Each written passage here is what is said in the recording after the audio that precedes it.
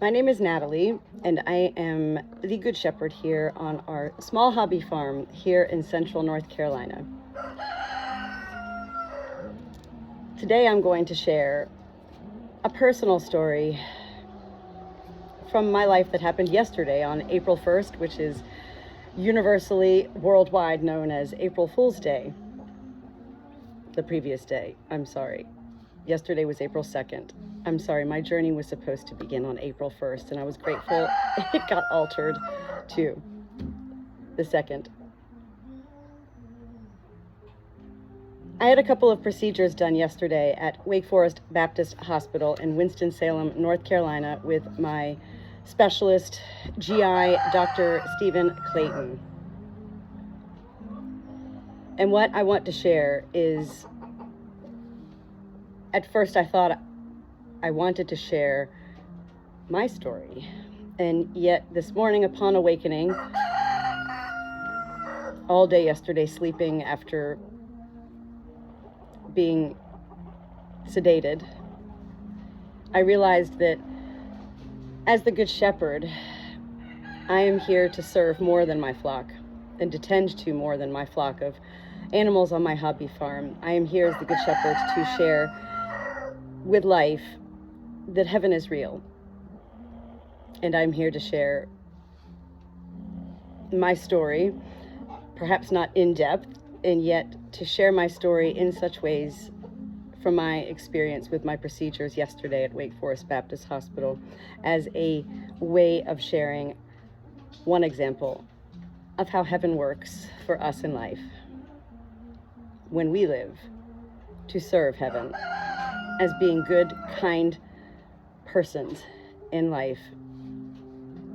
Hands out, palms up, loving God, perhaps seeking Jesus, knowing Jesus, perhaps seeking angels, speaking to angels. Heaven is real, and heaven consists of three entities: God, Jesus, and Spirit. Heaven created us in life to have our own three entities of mind, body, and soul. The number 3 is significant with heaven always, and in particular with Jesus.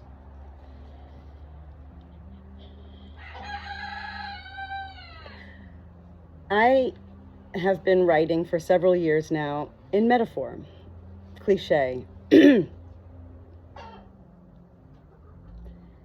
And it was just in the past year or so that I realized my version of my journeys and adventures in what I refer to metaphorically as the parallel skies. I'm not the pilot of Spirit Flight Airline 1111 that flies through the parallel skies of life. It is God who is my pilot, and it is God who should be everyone's pilot. And yet I, even as the Good Shepherd, like many other people in life, for most of my life believed that it was up to me, that it is my job and my role to be the pilot of my own journeys and adventures, the pilot of my own metaphorical plane into each flight throughout each day.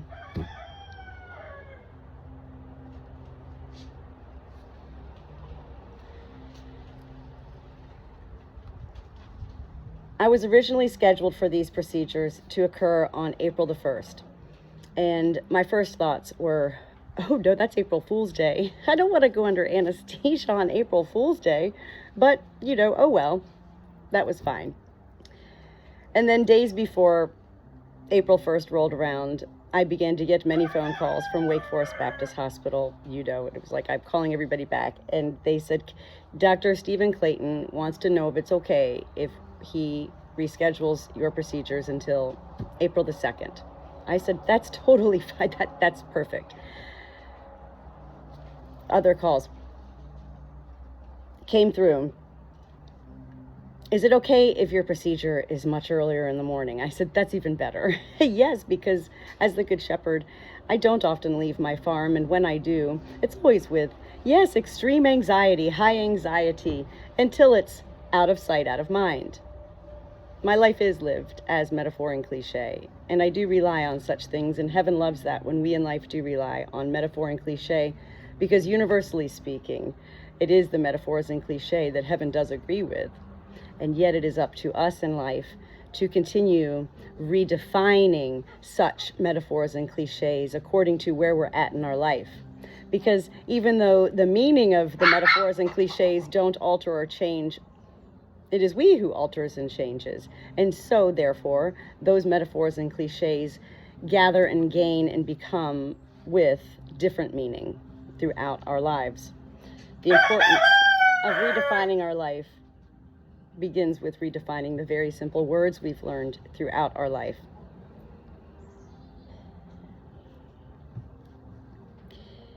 Yesterday morning, my husband and I left the farm at 5:45 a.m.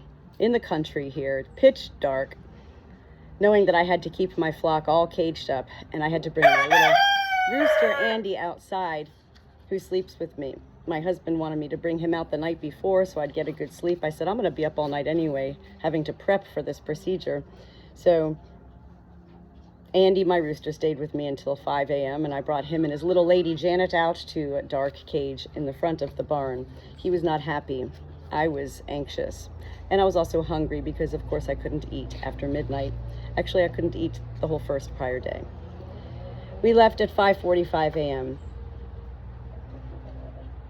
My husband was driving my truck, and I didn't even realize at that point that I've never even really driven my truck in the dark. I don't really go anywhere, you know? And so here we are driving down the dark country roads, and my husband's fidgeting with the lights. The whole dashboard inside of the truck is dark. We can't see anything. And so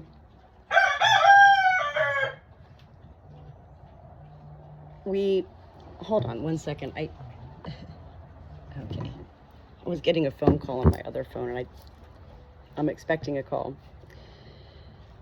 He's fidgeting with all the lights. Why is it dark? Why is it dark? And meanwhile, these transfer trucks, tractor trailers are coming at us on these narrow, dark country roads. You know, there's nothing to go off on. If you go off, you're dying, okay? And finally, about 5 miles in, my husband fidgeted and with everything in the car, and he discovers that the lights weren't even on the whole time. He had the parking lights on. Not he. My truck was on parking lights because I've never driven it at night. So I didn't have it on auto. So the lights weren't even on. Thank God. Because we had many tractor trailers coming at us, which means they couldn't see us at all. That was the first sign. Once the lights turned on, I was like, okay, everything's going to be okay. Whereas many people would take that to mean, oh God, that's a bad sign. See, again, it's about perception in life, and it's how we perceive. And once we begin to put ourselves in that journey where we want to understand heaven on earth, because heaven is real, and heaven is real on earth as well, once we begin to live that life of wanting to be curious about all the signs, the trinkets and the treasures, the breadcrumbs left behind, so much wonder, so much curiosity, so much bewilderment, everything. Once we begin to live in such ways, we begin to really see a lot more and understand a lot more and feel a lot more. Once we arrived at the hospital, Wake Forest Baptist Hospital is a massive hospital. It is huge. And once we arrived there and I stepped out of the truck, I saw in the empty parking space next to us this on the ground. What I saw first, of course, was, well, that's a simple, beautiful farm scene. What is this, you know? So I picked it up, and I could tell it was a smushed by a tire of a car, flattened can. It said, Cowtins Mini Missions. I showed this to my husband. I picked it up, and I put it in my purse after showing my husband, saying, this is a good sign to see this upon arriving at the hospital. I've been to Wake Forest Baptist Hospital many times in the past year and a half, and so I'm very familiar with this hospital. I do remember the first several times I went. It's a city within a city, and so it's very difficult to maneuver around. And I think at every massive hospital, probably every hospital, period, there's always construction going on, so there's always going to be a lot of signs in hospitals in particular. no entry, detour, this way, not that way, you know. And I've always been fascinated that Wake Forest Baptist Hospital, the one thing, they don't have good signs. And yet they have a lot of signs that say no entry, doors closed. Keyword doors. I'm going to go over this because it's really important for people to understand.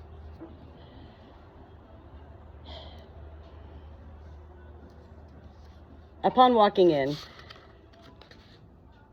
I signed in, sat down, and the lady from registration came out. She brought me back. We went over everything, and she says, "Oh my gosh, you have the same birthday as me, June 16th. And I said, "Oh my gosh." And I said, "Okay, happy belated birthday." And she goes, "Yes, you too." And then we both went, "Wait, happy early birthday, right? Because it's just April 2nd. So June 16th. We just kind of laughed. I go, "Why did I think it was October?" Like, what? I mean, I knew it was April 2nd. Why would I say belated birthday? That was that. Done there, sit down. Immediately, my first nurse comes out to gather me and my husband to bring us back to, you know, the area we needed to be. And she tells us that she wasn't even meant to be there. She doesn't work at this hospital, and she always wishes that, she always hopes that nobody asks her for directions when she does get called into work at Wake Forest, because she goes, "I don't even know how to get around here." That was rather funny. Then I get into the prep room where, you know, they get me ready for the procedures, and another nurse came in, so there was two nurses, and they went to go put my IV in, and the nurse asked me if I had cats because of the scratches on my arm, and I laughed. I said, "I do." I said, "But these are from my rooster, my silky rooster, Andy." She said, "Oh, what?" And I said, "Yes." Meanwhile, my husband does not like this rooster at all. And he just, you know, he rolls his eyes whenever I even begin to share stories that bring me joy of this rooster. And these ladies, the two nurses, were in hysterical laughter as I began to share with them about the story of Andy and how he sleeps with me and I'm his only lady, and he mates with my hand and my feet, and I have to wear socks inside our home and all of that. And so anyway, as, you know, these nurses finished up their role, the one nurse left, and she said, "Listen, Natalie, you really must write a book. Farm Tales, your stories on the farm," because that story just brought me so much delight. I'm thank you so much for sharing the story of Andy, your silky rooster, with me. At that point, the anesthesiologist then comes in to give his little spiel and ask if I have any questions, and I as I always do when I am going to go under anesthesia, I tell them that, well, about 14 years ago, I had a procedure done, and I felt the whole thing. It was awful, and that has scared me ever since then. The last procedure I had several months ago, when that procedure was done, my doctor, Stephen Clayton, came out and said, "How much do you drink?" And I said, "What?" And he said, "It took more than double anesthesia to knock you out." And I was like, "Oh, well, I mean, that was that." So I mentioned this to this anesthesiologist yesterday, and he says, "Whoa, you had two extreme situations. You had one where you felt the whole thing, and then you had one where you were totally knocked out." He's like, "I assure you, the one that you had back then, that's when they were not using the, you know, big time anesthesia medicine. And I've done thousands of these procedures. I've only lost 3 people." So I was like, okay, this is good to know. So from there, the anesthesiologist leaves. The other anesthesiologist comes in, and she wheels me into, you know, into the procedure surgical room. They told my husband the procedure would last about 45 minutes, so he went off to the Chick-fil-A, which was just right up the hallway from here in the hospital, and it was where we went after my last procedure. And so I told my husband, "Go ahead and at the 45 minutes, order me some food, get me hash browns and a biscuit, you know, and just a soda or something, so then that way we can just, once I come out of anesthesia, we could just go home." I wanted to get back to the farm so bad. And so he's like, "Okay." So off he went to Chick-fil-A, and into my procedures I went. And anyway, my husband said he returned after 45 minutes and sat there and waited. And my procedure ended up taking, well, about an hour and a half, as during this procedure, I began to hemorrhage. And so at that point, Dr. Clayton said, that God had different plans, and there was an alternate route, so to speak. Let me back up a little bit. Before I went under anesthesia, while I'm in the operating room, and everybody, there was like 7 people in the room, the nurses, the anesthesiologist, the doctors. My doctor was unable to perform the procedure because he just broke his clavicle, his shoulder, and so he had an assistant who was a doctor, not a practicing doctor quite yet, but a doctor. This doctor himself, very handsome, had the same eyes as one of my most special angels in heaven, Ken Swan. I knew that everybody there was so friendly and so kind. I felt so comforted. I felt so safe. I felt everything was going to be okay. So right before they go to put the mask on me, Dr. Clayton goes over all my stuff with the team there and says, I see your birthday's June 16th. And he says, happy early birthday. Wait, happy belated birthday? And I said, oh my God. I said, I just had this same conversation with the registration lady. And Dr. Clayton just kind of looks at me, and I said, isn't that weird? And everybody's going, oh. And Dr. Clayton said, I'd say that's more than a coincidence. I was like, okay, this man believes in God. And what he was referring to is what I was feeling. So he was feeling it too. Divine coincidence. What are the odds, right? This is what we like to say in life. What are the odds? There are no odds when it comes to heaven. The odds we create here in life. It's not that we should believe in odds. We need to believe in the divine, the unexpected, the unusual, the bizarre, anything that captures our attentions in such a way. That is heaven delivering us a message. And yesterday for me was a multi-part message, which, as being the Good Shepherd in life, here, as a child of God, I am also meant to share such messages that I receive from heaven with life. It is very much so the same as anybody who has followed me on social media sees that I talk to angels, and I've been delivering video angel messages for many years now. So it's the same with heaven. It's not just angels, it's God and Jesus too.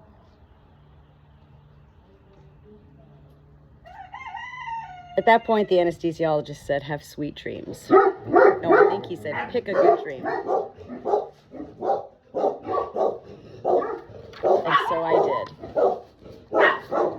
I didn't know what to pick. I didn't pick a dream. I just said, okay, And I heard them say, time, 8:07 a.m. I was saved, yes, from hemorrhaging, profusely, as Dr. Clayton said, profusely bleeding. Broken shoulder. He had to not jump in. He didn't need to take his sling off or anything, and yet it was kind of a moment of, okay, she's going to need a blood transfusion. We need to fix this right now. And so he said at that point, God put them all on a different path.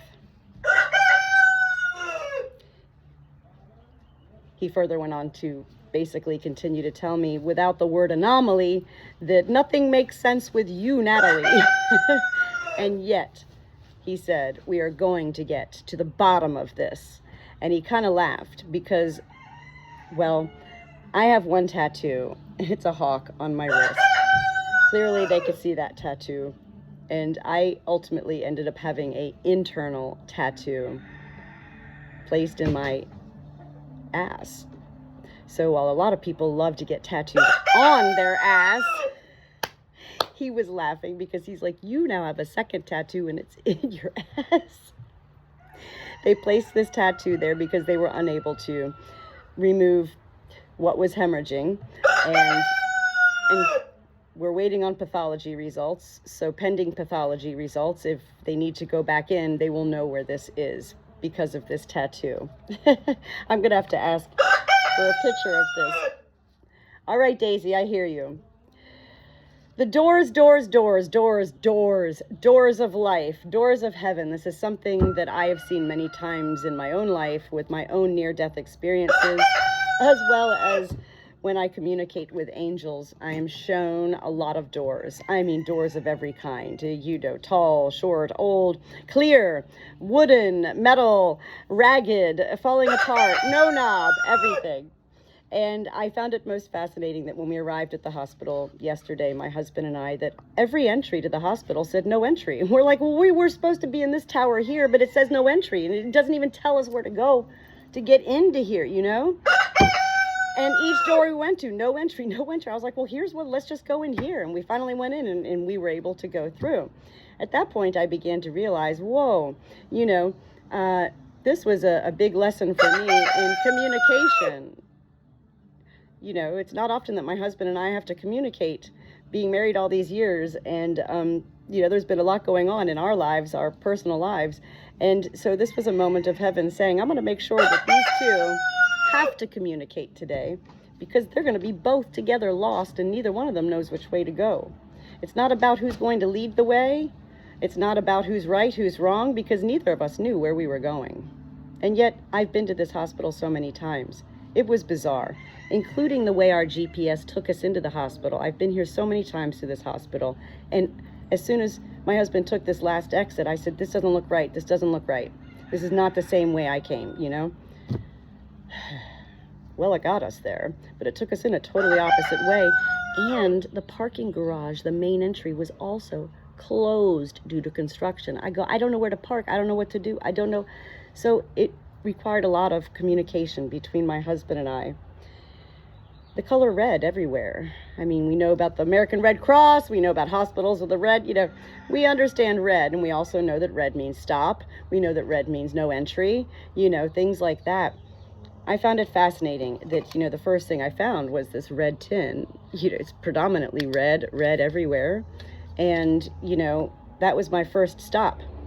And that wasn't a warning. And this was important for me to be aware of, because red has negative connotative connections to it. Yes, the stop and no entry and all of that and danger. And yet the color red, was also meant to capture my attentions yesterday as I stepped out of the truck.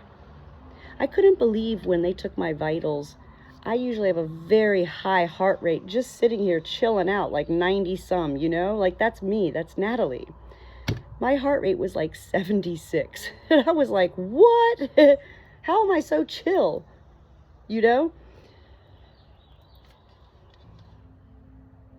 Because along the way, my husband finding the lights in my truck and able to get them on, and we didn't get hit by a tractor trailer and killed on the way to the hospital. Finding this tin, communicating, finding our way into the hospital, making our way through this massive city-sized hospital up to where we needed to be with digestive health clinic. And from there, everything just transpired and was such a beautiful, beautiful journey. Doors. The importance of doors is that is what life is a lot of doors every day, metaphorically speaking or literally speaking, and both. Heaven is not just above, heaven is everywhere, and heaven is on earth here with us in such ways. The doors are significant because yesterday what the doors were a part of a message to for me were not follow the yellow brick road. There wasn't no yellow and there wasn't no brick there. There was red bricks, I guess. Follow the red brick roads. The cobblestone pathway.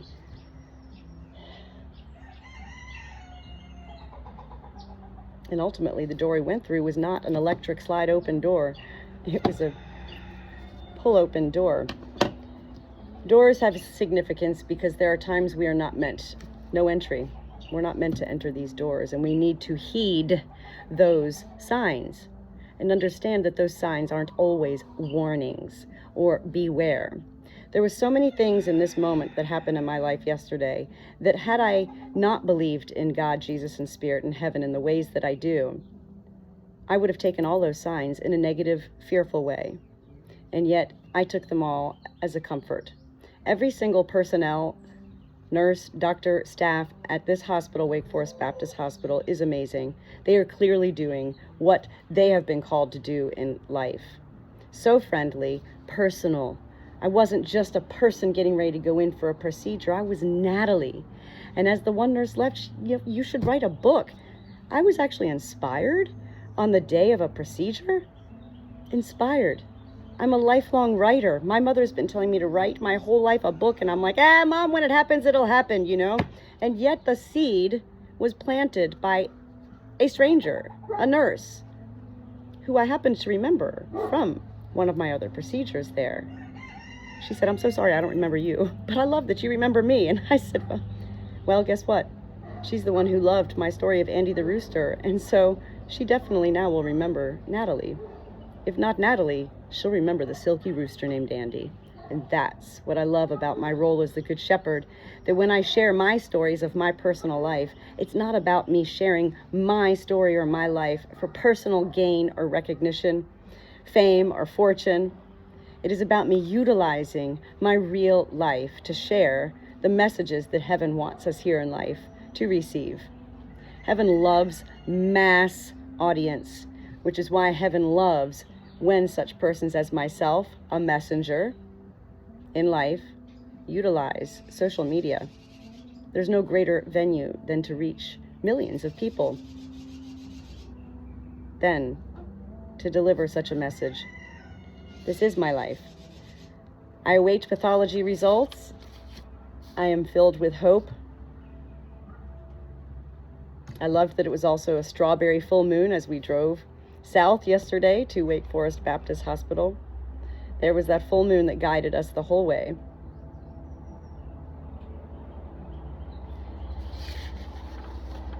Ultimately, I found out, I Googled cow tins, mini missions, and found out that this is from Chick-fil-A, that this was a part of their Move, MOO-VE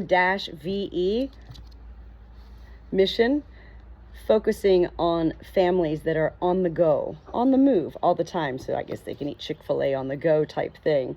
But I thought, how bizarre is that? Because there's many restaurants. It's not just Chick-fil-A in this hospital, but we love Chick-fil-A.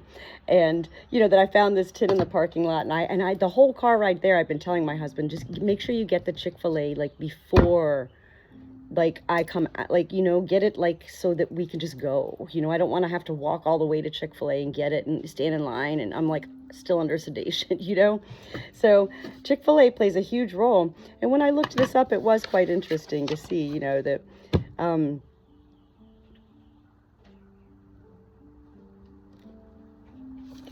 themed. And I had just begun a fun project with one of my dear childhood friends that I had been disconnected from my whole life, and we just reconnected and we started painting every day. She lives in another state, but we'll text each other a picture each day of, hey, I painted this today. Hey, I painted that. And so, look at how simple this is. I paint like a child. Natalie, me. I'm not a painter. I'm a painter, but I'm not, Look how simple this is. Inspiration. I was inspired to write a book on farm tales. I was inspired now to paint my next painting of this simple farm scene from Chick-fil-A. I have an internal tattoo in my ass. We made it there safe and sound and returned home safe and sound, and my flock is safe and sound. And onward, upward, shepherd, we shall go into a new day. Heaven is real, and I'm blessed to share, yes, my story, and hope that others are able to take from my story something valuable for your own life and your own awareness. It's not all about awakening, it's not all about a spiritual journey. We don't have to use such words in life to simply be aware.